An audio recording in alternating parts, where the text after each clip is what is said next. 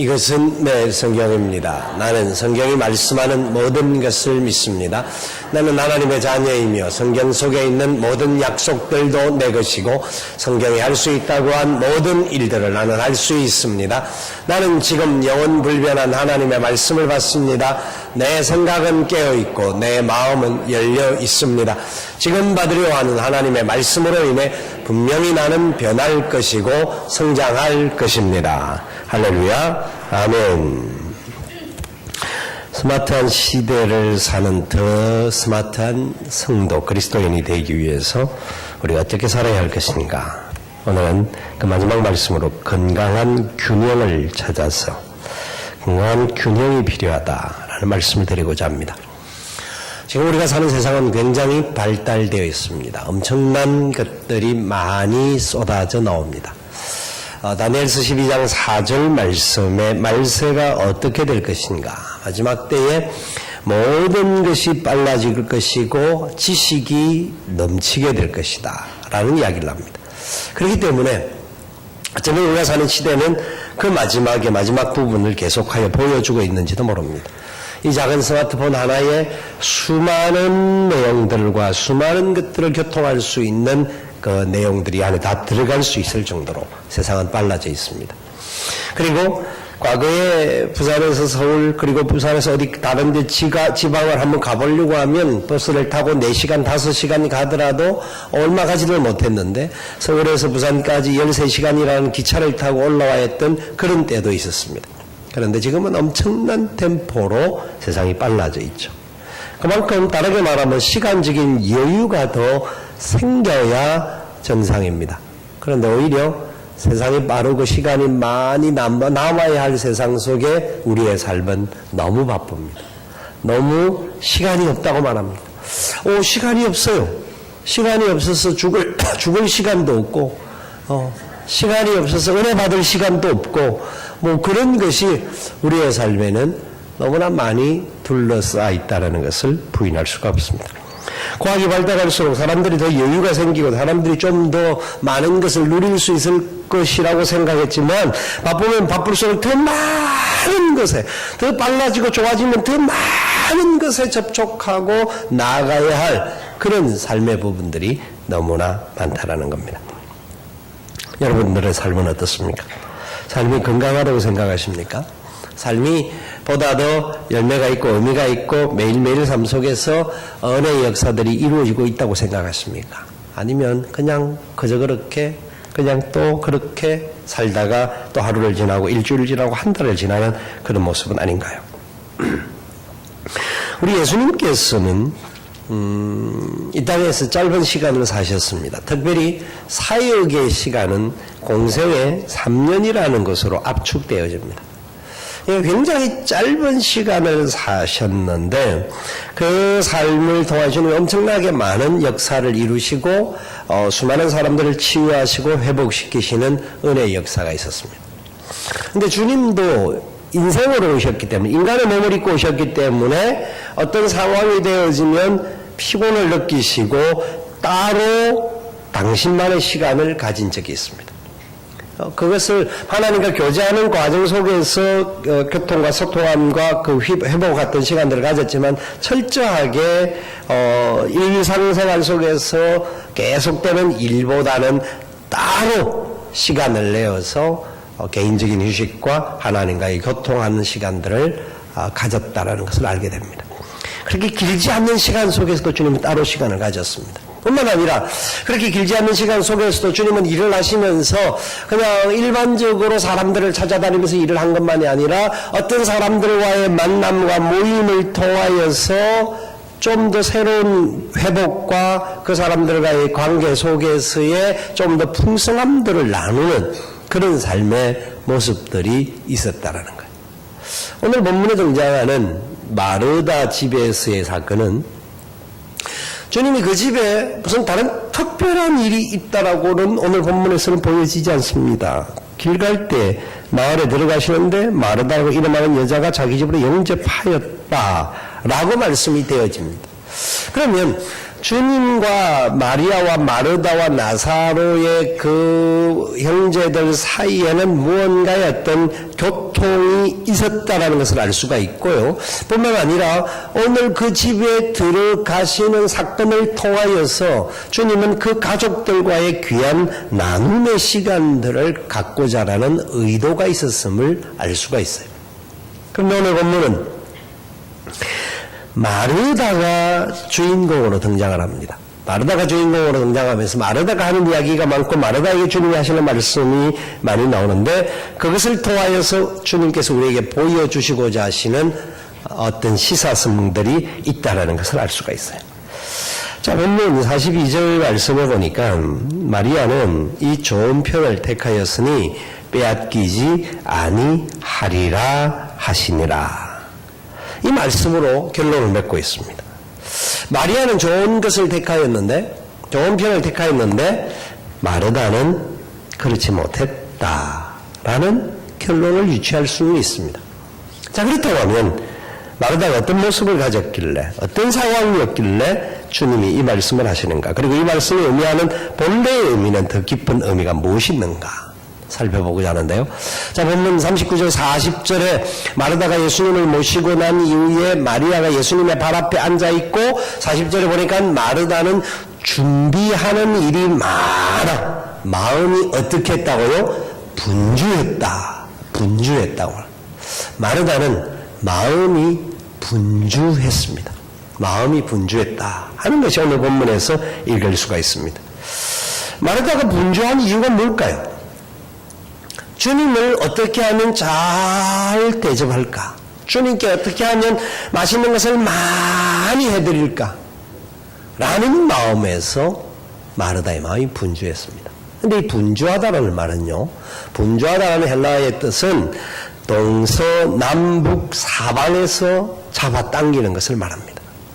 그러니까 마음이 한 가지가 아니고 사방으로 그냥 나누어지는 그런 마음, 그 마음이 굉장히 복잡한, 그리고 굉장히 뭐 어쩔 줄 모르는, 이걸 해야 될까, 저걸 해야 될까, 이걸 해도 잘 안 차고, 이것도 잘 안 되고, 막 급한 마음에, 막 손을 막 빨리 움직이는데도 불구하고, 뭔가 손에 잡히지도 않는 그런 상태를 말합니다. 마르다는 마리아가 말씀을 듣고 있는 것을 보면서 자기도 아마 나도 주님 앞에 저렇게 앉아서 말씀을 들었으면 좋겠다 하는 마음이 없지 않아 있었을 겁니다. 그런데 마르다의 마음에는 우리 주님이 우리 집에 얼마나 오래간만에, 아니면 난생 처음으로 오셨는지 오래간만에 왔는지 성경 여러 가지 살펴볼 수 있습니다만은 그런 상황에서 너무 귀한 손님이라는 것을 알기 때문에 어떻게 하면 잘 대접할까 하는 마음이 굉장히 강했더랬습니다. 근데 문제는 너무 잘 대접하려고 마음이 분주하다가 보니까 얼마 안 가서 마르다가 참을 수가 없는 상황이 되었습니다. 그래서 그는 화가 났습니다. 그래서 마르다는 마리아에게, 아마 이게 본문에는 나와 있지 않습니다만은 이렇게 준비를 하면서 처음에는 자기 혼자서 막 했지만 하다 보니까 일손도 모자라고 막, 그런데 가만히 옆에 보니까 얌체같이 주님 앞에 딱 앉아가지고 말씀만 딱 듣고 있는 거야. 눈치로 이렇게 했을지도 모릅니다. 좀 도와. 그런데 마리아는 전혀 신경도 안 쓰고 주님만 보고 앉아 있는 겁니다. 마리아가 마르다가 하다가 화가 나가지고 어떻게 하느냐면 예수님께 하는 이야기가 40절에 하는 거예요. 예수께 나아가 이르되 주여, 내 동생이 나 혼자 일하게 두는 것을 생각하지 아니하시나이까? 이렇게 말하는 거예요. 따지는 말이에요. 이 말은 왜 나 혼자 일하는 것을 주님이 왜 동생에게 말해서라도 죄송합니다, 가시나는 내 말을 안 듣는데 주님이 말씀해 주시면 들을 텐데 왜 말을 안 하고 가만히 계십니까? 하고 따지는 거예요. 이해가 되시죠? 여러분 다 그러면서 안 그러는 척 하면서 이해 안 되는 척 하는데 굉장히 이해가 되는 말씀입니다. 왜 예수님이 신경 안 쓰세요? 왜 내 혼자 일하다가 내버려 두세요? 내 동생과 같이 일하라고 명령해 줘야 되지 않습니까? 마르다의 마음이 그런 마음입니다. 왜요? 너무 마음이 분주했기 때문에. 너무 잘하고 싶었기 때문에. 자, 보세요. 이 마음이 어떻게, 왜 생겼습니까? 자기가 그런 마음을 먹어서 그렇게 하고 싶어서 시작한 겁니다. 누가 그렇게 하라고 말하지 않았습니다. 그래도 주님이 하시니까 잘하고 싶은 게 당연한 마음이죠.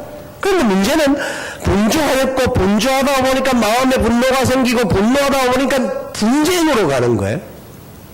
분쟁으로 가는데, 그러면서 주님께 따지는 거예요. 이 마르다의 마음에는 판단력이 흐려집니다. 지금 내가 주님께 뭔 말을 하고 있지도 모를 정도로. 왜? 사실 마리아에게 말을 해야 되든지 뭐 이래야 되는데 주님께 이유를 걸고 딱 태클을 거는 거예요. 그러니까 그가 판단력이 흐려져 있고 몸이 피곤해져 있고 그러니까 불평이 생기고 고집과 명령이 강해지게 되는 거예요. 그리고 말씀을 하고 말씀을 듣는 모습을 가만히 보니까 노는 것 같아. 노는 것 같아. 자기는 혼자 빼빠지게 일하는데 자기는 너무 많이 수고하는데 저 사람은 빈들빈들 노는 것 같아. 그러니 화가 난 거예요. 자, 마르다의 마음속에는 자기의 열심이 자기는 옳은 걸로 보이고 그냥 주님 앞에 앉아있는 마리아는 그렇지 않은 사람으로 보였다라는 겁니다. 그래서 자신만 희생하는 것으로 착각하게 되고 그 희생 왜 나만 그래야 돼? 그런데 이유가 뭐냐면 분주함에서 나왔습니다. 그 출발점은 분주함입니다. 좀 이따 다시 이제 연결하면 다음 게 연결이 되는데 이 분주함 속에서 그는 마음의 분노가 일어나고 그 막 분노를 그냥 삼키지 못하고 분쟁으로 들고 나간 것을 볼 수가 있습니다. 여러분 사람이 살다가 보면 바쁠 때가 참 많아요. 이래저래 하다가 보니까 너무 바빠서 때는 뭐 사고가 났는데도 불구하고 병원에 갈 시간이 없을 정도로 시간이 탁탁탁탁 하루 이틀 정도 시간을 탁 빼기가 쉽지 않은데 탁 빼고 그래서 좀 쉬고 치료를 좀 하면 훨씬 더 치료가 잘 되고 몸이 건강할 수가 있는데도 불구하고 바빠서 그냥 지나갈 때가 있죠. 근데 가만히 생각해 보면요. 그 바쁜 시간 중에 그 바쁜 것을 자기가 안 한다고 해서 하루 이틀 만약에 쉰다고 해서 지구가 멸망할까요? 그 일이 갑자기 안 되고 막 폭삭 내려 그래 어떤 약간의 파동은 있을 수가 있습니다. 그런데 자기가 아니면 안 된다고 생각했던 마르다와 같은 모습 우리에게는 너무나 많습니다. 우리에게는 분주함이 너무나 많아서 나도 모르게 넘어질 때가 많습니다. 지칠 때가 많아요. 피곤할 때도 많아요. 그래서 짜증나고 여러 가지 부분에 잘못된 모습이 나타날 때가 많아요. 시간을 만들어야 되고 어떤 일들을 줄여야 되고 좀 더 낮아질 필요가 있습니다. 마르다의 분주함이 저와 여러분이 없습니까? 마르다의 분주함 속에서 마르다는 철저하게 주님의 뜻은 알지를 못했고 자기의 뜻을 이루려고 발버둥을 쳤던 거예요. 이게 이제 두 번째 말씀할 내용이에요. 41절에 보니까 그래서 그 말에 주님이 대답을 합니다. 주께서 대답하여 이르시되 마르다야 마르다야 네가 많은 일로 무한다고요? 염려하고 근심하나. 마르다야 마르다야 네가 많은 일로 염려하고 근심한다 하고 말하고 있습니다. 하고 있구나. 마르다가 뭘 하고 있다고요? 염려와 근심이 가득했습니다. 왜? 주님께 많이 대접하고 싶은데 잘 안 되니까. 혼자서 하니까 또 힘드니까. 짜증나니까. 내 마음속에는 염려와 근심으로 가득 찬 거예요. 안 되면 어떡하지? 라는 부분이 있었어요. 자, 여기에서 먼저 잠시 짚고 넘어가야 할 말씀이 있습니다. 마르다가 하는 일은 하나님께는 영광이 안 되는 일이고 마리아가 하는 일만 하나님께 영광되고 더 좋은 일이니까 마리아 같이 우리가 살아야 되지 마르다 같이 살아서는 안 된다. 주님이 그걸 말씀하고 계실까요? 주님이 본 마지막 결론에서 마리아는 더 좋은 편을 택했다라고 말씀했었는데 전체적인 흐름 속에서 단순히 마르다가 하는 일이 틀렸어. 안 돼. 잘못된 것이. 그러면 그 일을 할 필요가 없어. 그건 아닙니다. 자, 오늘 마치고 나면 이미 국수를 들고 올라오신 분도 계시고 마침 식사를 하러 식당에 내려가실 분들이 있습니다. 오늘 마르다가 아무도 없어요. 그래서 전부 다 그냥 우리는 예배를 1, 2, 3부를 드리니까 다른 분들이 지금 마르다로서 봉사하고 계시는 분들이 이미 2부의 마리아 역할을 하고 내려갔으니까 그분들이 없으면 오늘 3부 때 맞추고 나면 식사를 어떻게 해야 되죠? 금식해야 돼요. 자, 교회에 어떤 일을 하는 데 있어서 안내하는 분들도 있고 차량 봉사하는 분들도 있고 또 밖에서 차량을 소통할 그런 많은 분들이 있습니다. 그런 분들이 없으면 뭐 도와는 가겠죠. 그런데 그런 분들이 필요 없다는 말입니까? 주님이 그걸 말하는 것일까요? 아니죠. 그런데 문제가 뭐냐면 마르다에게 염려와 근심이 가득했다는 거예요. 마르다에게는 염려와 근심이 가득했는데 이 염려라는 말은 이겁니다. 염려라는 말은 마음이 나누어진다라는 말이에요. 흩어지고 나누어진다. 마음이 두 마음이 되는 거예요. 우리 주님을 향한 마음이 있어야 되고 이게 딱 하나가 되어야 되는데 마음이 이기 저기로 나누어진 그걸 흩어지는 것을 염려라고 합니다. 근심이라고 하는 헬라의 단어의 뜻은 뭐냐면 문제를 야기시킨다. 문제를 야기시킨다. 이런 의미가 담겨져 있대요. 무슨 말이냐면 염려와 근심은 누가 나에게 주는 것이 아니라 내가 스스로 염려하고 근심을 가지고 쌓아둔다라는 표현이에요. 자, 오늘 이 본문에서 마리아와 마르다의 역할은 둘 다 자원하는 일을 한 겁니다. 그죠? 마르다도 누가 시키지 않았어요. 해라고 말하지 않았어요. 자기 스스로가 원해서 주님을 대접하기를 소망하여서 식당에 들어간 거예요. 부엌에 들어간 거예요. 그런데 그 자원하면서 함에도 불구하고 염려와 근심이 그가 끌어당겨가지고 쌓았다라는 거예요. 살다 보면 어려운 일도 생기고 문제도 생깁니다. 염려거리, 근심거리가 일어나죠. 그런데 염려거리, 근심거리를 우리가 끌어온다라는 것을 아셔야 돼요. 여러분, 염려한다고 키를 한 자라도 자랄 수 있습니까? 여러분, 근심한다고 문제가 해결되는 일들이 있습니까? 그래서 주님은 말씀하시죠. 너희 염려를 어떻게 하라고요? 내게 맡겨라. 너희 근심이 변하여 기쁨이 되고 감사가 되어라고 말씀하고 있습니다. 왜? 주님은 우리를 아시니까요. 근데 이 마르다와 같은 모습이 우리 안에 너무나 많아요. 그래서 우리는 우리 스스로가 근심과 염려를 쌓아두는 거예요. 근심 와라 또 와라 하면서 쌓아두면서 계속 근심에 가득 찬 인생길을 걸어가는 거예요. 마르다가 오늘 일을 할 때 보세요. 그가 이 일을 할 때의 그 마음속에 어떤 상태였겠습니까? 처음에는 기쁨으로 시작했습니다. 그런데 조금 지나다 보니까 마음이 막 분주해지다 보니까 마음에 염려가 생기고 근심이 생긴 거예요. 주님께서 마르다에게 두 번이나 부릅니다. 마르다야 마르다야라고 부르는데 이 억양이 어떤 억양일까요? 마르다를 무조건 꾸중하기 위하여서 네가 하는 일이 잘못되어서라고 말씀하는 것일까요? 그래, 네가 하려고 하는, 나를 대접하려고 하는 그 마음 나도 알아 하는 마음이 포함되어져서 마르다를 부르고 있어요. 마르다야 마르다야, 그래, 네가 너무 많은 것 하려고 한다. 그래서 염려와 근심이 있는데 너무 많은 것 하려고 하지 말고 그냥 몇 가지만, 나물 한 두세 가지만 하든지 아니면 한 가지만 하도 돼. 하지 마라 한 적이 없습니다. 하려고 하면 그렇게 하도 괜찮다. 네 마음을 내가 이미 안다 이 말입니다. 그리고 나서 내가 오늘 이 집에 온 목적이 뭔지를 네가 좀 알고 그 목적에 맞게끔 행동하면 안 되겠니? 주님이 오신 목적이 뭐죠? 주님 왜 마르다의 집에 오셨습니까? 마리아와 마르다의 집에 온 게 그냥 우연히 오셨습니까? 주님은 계획을 가지고 이 집을 찾아왔습니다. 마르다가 영접하긴 했지만 그 영접할 때에도 주님이 이미 그 집에 오늘 내가 임하여서 그들과 함께 교제하고 그들과 함께 삶을 나누고 그들과 함께 말씀 가운데 거하게 하도록 하시는 계획이 있었습니다. 그런데 마르다는 주님의 계획보다는 자기 계획이 더 중요했어요. 신방을 옛날에 그 손봉호 교수께서 저희들 학교 다닐 때 그런 이야기를 한 걸 들었습니다.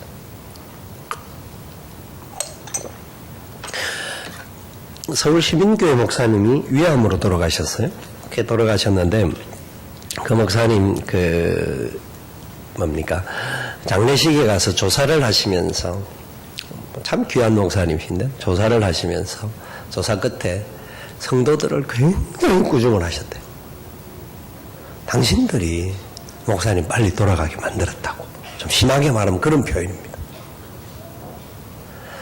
무슨 말이냐면 그때 70년대 80년대 이럴 그 어간의 일들이니까 신방을 가면 그래도 목사님이 오셨으니까 목사님 오셨다고 밥을 고붕으로 담잖아요. 그러니까 조금 식사를 뜨거운 위에 조금 떠먹고 나면 물을 부어주신단 말이야. 안 먹으면 우리도 안 먹고 이렇게 귀한 거 대접하는데 안 먹고 가면 얼마나 시험될까 싶어. 목사들은 그걸 알니까 또 꾸역꾸역 맛있고 아주 맛있다는 식으로 하면서 먹어요. 그러면 먹으면 또 더 부어줘요. 왜? 근데 한 번만 그래도 그건 괜찮은데 다른 집에 가면 또 그래. 힘들 때에, 너무 힘들 때 너무 정성을 다하여서 음식을 준비하고 또 자기들은 먹지도 않으면서 목사님을 위해서 대접하는 마음 너무 귀하죠. 근데 생각해 보세요. 누구를 위한 거죠? 알아서 그냥 한 번 정도 그냥 먹을 정도로 딱 노림되면 되는데 다음 식사 준비가 돼서 이 집에 그냥 물만 요만큼 먹고 갈게요 하면 이러면 썩으로 하겠지. 그러면서 내는 거 먹지도 않고 우리 집은 별로 없어서 이런 식으로 말하고 또 먹어야 돼. 마음이 아파하면서 또 먹어야 돼. 그러니까 위산 가다가 일어나고 위가 계속 끄덕끄덕대고. 여러분 너무 마음은 안단 말이에요. 그 마음이 얼마나 소중한지 알죠. 얼마나 귀한 걸 준비한지. 이 정도가 아니에요. 옛날에는 커피가, 지금은 커피가 하도 좋은 커피도 많이 나오지만 옛날에는 커피가 얼마나 귀중했어요. 소중했어요. 그러니까 제일 좋은 귀한 손님 오면 커피를 대접을 해. 그것도 블랙으로 진하게 따블로 해가지고. 그러니까 커피를 10집을 돌아가는 동안 다 마셔야 돼. 안 마시면 우리 집 커피는 뭐가 이상이 있냐 해서고. 여러분 참 마음이 얼마나 감사한지. 마음은 항상 감사하거든요. 근데 몸은 아이고 나 죽네 하는 거예요. 누구를 위한 대접이에요? 누구를 위한 거죠? 결국 자기를 위한 거예요. 자기 기쁨, 자기가 대접했다라는 기쁨, 자기가 복받고 싶은 마음. 예, 좋은 거야. 그게 틀린 게 그 마음만 있어 하나님은 아신다니까요. 그럼 결국은 배가 이만큼, 제가 최근에 이 허리둘레를 재보니까 깜짝 놀랄 정도로 허리가 나오기 시작하더라고요. 그래서 내가 이래요 죽겠다 싶어가지고 지방간도 있고 뭐도 있고 막 나오더라고요. 그래서 안 되겠다 싶어서 조금 이제 다이어트 아닌 다이어트를 하는데, 다이어트를 따로 하는 게 아니고 이제 밥을 먹는 템포를 좀 바꾸어서 이렇게 해서 바꿔 먹는데, 조금 음식만 조금만 조절해도 이 몸을 추릴 수가 있어요. 오늘 마르다를 도와여서, 마르다와 우리의 그 행위들은 그렇게 같은 개념은 아닙니다만은, 주님이 원하는 것은 이겁니다. 사실, 지금 내가 이 집에 온 이유는 너희들과 함께 교제하고, 말씀을 나누고 함께 진짜 어떻게 사는 것이 제대로 사는 삶인지를 좀 더 교통하면서 서로에게 위로가 되는 마음을 가지고 왔는데, 마르다는 자기 충만함 때문에 내가 어떻게 하면 주님께 많은 것을, 최고의 것을 대접할까. 주님도 그 마음을 아셨어요. 그래서 많은 것 아니다. 몇 가지만 하든지 한 가지만이라도 해라. 그럼 참 좋겠다. 그리고 네가 나와 함께 이야기를 좀 하고 나와 함께 대화를 하면서 네 삶에 그 흐트러져 있는 그 모습들, 네 중심으로 되어 있던 부분들을 좀 변화시키면 좋지 않겠네. 똑같은 현상이에요. 신방하는데 집주인은 예배를 받고 또 앉아서 그 문제를 좀 나누고 대화를 해야 되는데 우리는 많이 그런 룰을 갖고 있긴 합니다만은 홀로서 부엌에 들어가서 왔다 갔다 하다가 예배 드릴 때는 우리끼리 드려. 밥 먹을 때도 우리끼리 먹어. 왜 일이냐고요. 그 집에 밥 먹으러 간 것도 아니고. 하나님 앞에서 뭐가 더 우선인지를 우리가 깨달아야 할 부분들이라고 생각합니다. 마르다는요, 착각했습니다. 자기가 주님을 최고로 대접을 하면 주님이 최고로 기뻐할 줄로 생각했습니다. 주님은 그 마음을 이미 아셨기 때문에 네가 대접 안 해도 내가 네 마음 알고 네 기쁨을 안다 하고 말씀해 주는데도 불구하고 마르다는 그것을 깨닫지 못했습니다. 생각해 보십시오. 주님은 어떤 분입니까? 주님은 5,000명이 모여있는 장정만 5,000명이 모여있는 그들에게 너희들이 먹을 것을 주라고 했습니다. 그들이 우리가 살려고 해도 돈이 300데나리온이 필요한데 어떻게 우리가 사서 이걸 다 먹일 수 있습니까? 우리 돈도 없고 시간도 너무 늦어서 안 됩니다. 그러면 너희들이 가지고 있는 거 가지고 와라. 보리 5개와 물고기 2마리를 가지고 왔습니다. 주님 하늘을 축사하시고 떼어서 나누어 주게 하였습니다. 다 먹고 12강주리가 남게 하신 무에서 유를 창조하신 하나님이십니다. 주님은 잔치집에 가서 포도주가 떨어진 그 집에 그들에게 주인이 와서 포도주가 떨어졌다고 이야기를 하니까 물을 항아리에 담고 오라고 합니다. 그리고 나서 그 물을 어떻게 해요? 포도주로 변화시켜 주신 창조주 하나님이십니다. 우리가 더 많은 것으로 주님께 영광을 돌려 주님께 보답하고 주님이 맛있게 드세요 안 해도 주님은 스스로가 할 수 있는 분이십니다. 그런데도 불구하고 우리의 마음을 아십니다. 우리의 중심을 아시고 그 조만한 정성과 마음만 있어도 주님은 착하고 충성된 종이라고 칭찬하십니다. 여러분, 내 힘으로 일반 달란트 빚진 사람이 그 빚의 용서함을 받았는데도 불구하고 100데나리온 빚진 사람을 만나는 바람에 그 자기가 그 빚을 받아서 이 빚으로서 내가 주님께 갚아드리겠다? 아니라는 겁니다. 하나님의 은혜 앞에 우리가 어떤 모습, 진짜 주님이 원하는 뜻이 뭔지, 주님이 지금 왜 우리를 찾아왔는지, 왜 주님이 오늘 사는 이 시대 속에 바쁘게 살아가는 그리스도인들에게 요구하는 것이 뭔지, 하나님의 선하시고 기뻐하시고 온전한 뜻을 이루라고 주님께서 우리를 불러주셨다라는 겁니다. 그래서 이 세상 속에 사는 그리스도인으로서 우리의 삶이 철저하게 우리의 시간, 우리의 삶의 방향, 이 부분들이 하나님 앞에 어떻게 맞춰져 있는가, 그리고 주님이 우리를 부르시는 삶에 얼마나 초점을 가지고 있는가. 여러분, 사람은요, 아무리 많은 것을 채워도 빈 구멍이 있습니다. 그곳에 오직 주님이 앉으셔야 하고 그곳에 오직 하나님의 말씀이 자리를 잡아야 합니다. 그래야 우리가 행복할 수 있습니다. 이게 빠져 있으면 그 어떤 것으로 가득 차 있어도 공허함과 허전함으로 허덕일 수밖에 없습니다. 우리의 삶의 중심에 주님이 나를 찾아오시고 있다라는 걸 알고 계십니까? 그러면 염려와 근심은 주님께 맡길 수 있기를 바랍니다. 주님이 함께 하실 겁니다. 마지막으로 살펴보고자 하는 것은 마르다가 왜 불균형한 모습을 가지고 있었는지를 보여주는 내용이 마리아와의 비교의식이었습니다. 마리아는 주님의 무릎 앞에 앉아서 말씀을 듣는 걸 보면서 왜 주님 마리아만 저렇게 앉아 있습니까? 왜 저렇게 하게 만들었습니까? 나와 같이 이렇게 일을 하게 주면 얼마나 좋겠습니까? 그렇게 이야기를 했던 겁니다. 마리아의 불평과 원망은 철저한 비교의식에서 나왔습니다. 마리아와 비교, 자기의 삶의 자리의 비교.